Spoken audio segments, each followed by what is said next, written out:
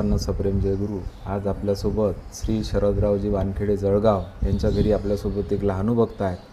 त्यांना आलेले श्री समर्थ लहानूजी बाबांचे अनुभव ते आपल्या लहानूजी स्वानुभवला सांगणार आहेत. दादा जय गुरु. जय गुरु. जय लहानूजी बाबा. जय लहानूजी. सर्वात आधी तुमचं संपूर्ण नाव सांगा. गंगाधर साहेबराव वानखडे.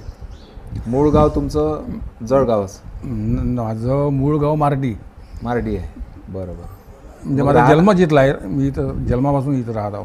वडील राहिलेली इथं. असं जळगावात. तर तुम्हाला तुमच्या जीवन प्रवासात आलेले समर्थ लहानूजी बाबांचे अनुभव सांगा. माझ्या संपर्क आलेल्या लहानूजी महाराजचे अनुभव म्हणजे मी लहान असतो तेव्हा, जेव्हाच मी लहान होतो तेव्हा त्यांची अंत्यविधी पाहिली होती. मी स्वतः पाहिलेली ती अंत्यविधी महाराजची. आणि महाराजला असं पाहिलं होतं. त्यानंतर महाराजच्या इथं जर आपण एखादं काम करायला इच्छा झाली गेलो तो महाराजच्या म्हणजे काम करायची इच्छा एकदम पूर्ण अशी काही ताकीद देते का आपण 4 लोकांना नेऊन तिथं आपण कोणत्या तरी प्रकारचं एक सहकार्य केलं पाहिजे. हे सद्बुद्धी भावना म्हणजे महाराजच देते. म्हणजे मला जास्त धार्मिक देवधर्म आवडत नाही. अच्छा. मी फक्त दुरून पाया लागतो. जास्त मला कोणतं भजन येत नाही, पण मी भजनामध्ये जाऊन बसतो. असं म्हणजे श्रद्धा माझी पूर्ण आहे, पण मला तिथं कंटिन्यू बसायची नाही आहे. जेव्हा एखाद्या देवानं एखादी ईश्वरशक्ती दिली का तू ये, तर ॲटोमॅटिक म्हणजे मी एवढं थकलो असलो तरी मी तिथं जाऊन बसतो.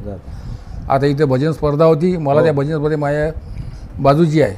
म्हणजे मला काहीच आवडत नाही, पण मी कंटिन्यू 2 ते 2.5 दिवस इथं राहिलो. बरोबर. तसंच टाकरखेडचं एक वेळेस ते अशोकराव पावडे साहेब होते.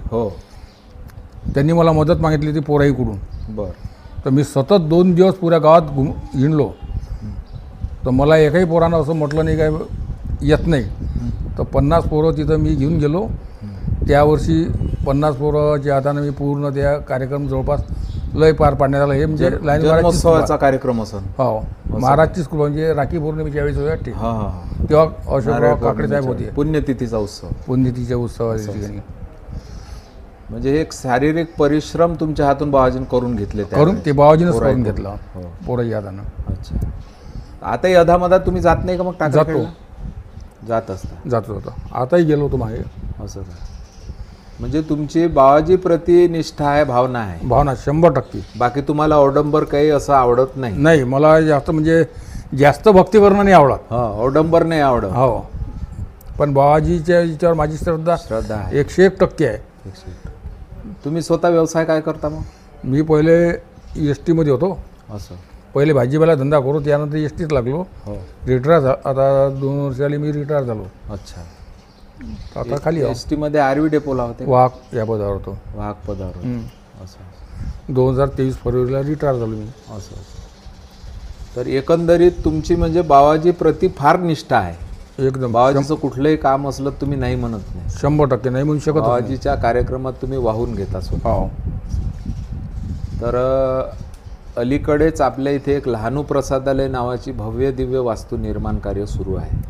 खालचा तळमजला आता तुम्ही पाहिला असाल तर तळमजला हा जवळपास पूर्णत्वास येत आहे. येत्या पुण्यतिथी उत्सवाला, बाबांच्या पुण्यतिथी उत्सवाला तिथे प्रत्यक्षात भोजन व्यवस्था तिथेच राहील आता प्रसादालयामध्ये. तुमच्या मुलाखतीच्या माध्यमातून इतर लहानू भक्तांना मी असं एक नम्र आवाहन करत असतो की फुल नाही फुलाची पाकळी यथाशक्ती आपण हा एक जो स्वप्नपूर्ती प्रकल्प आहे संस्थांचा लहानूजी प्रसादालय, या प्रसादालयाकरता आपण फुल नाही फुलाची पाकळी अर्पण करावी आणि सहाय्यभूत ठरावं असं एक आव्हान तुमच्या मुलाखतीच्या माध्यमातून मी इतर सर्व लहानू भक्तांना करतो. आणि तुम्ही थोडक्यात का होईना जे काही लहानूजी बाबांच्या प्रती तुमची निष्ठा आहे याबद्दल माहिती सांगितली करता मी तुमचा आभारी आहोत. जय गुरु. 100%. जय लहानूजी बाबा. समर्थ लहानूजी महाराज की जय.